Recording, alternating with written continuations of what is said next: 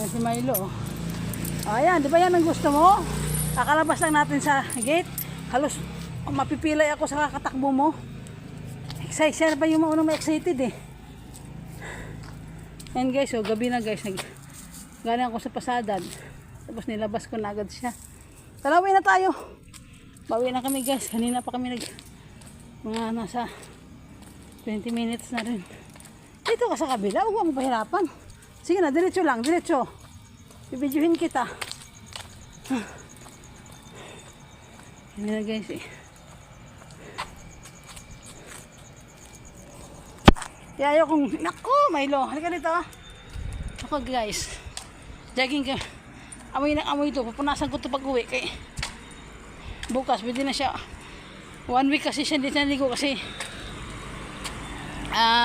na vaccine. Kailangan siyang yun ang sabi ng veterinarian. Kawin na tayo. Bukas pwede ka na maligo. Dali na. Kawin na tayo, Milo. Dali na, kawin na tayo. Dali na. Shht. Uy, Milo. Amoy ka na naman ng amoy. Halika itong punasan kita. Dali na. Kawin na tayo. Ayan, kawin na kami guys. Mag-pasyal kami guys, nag-jogging kami guys. Yun guys, oh, madilim yung paligid guys. Kasi gabi na. Mag-ano na eh. Alas 11. Alas 11 na. Dali na. Sige na.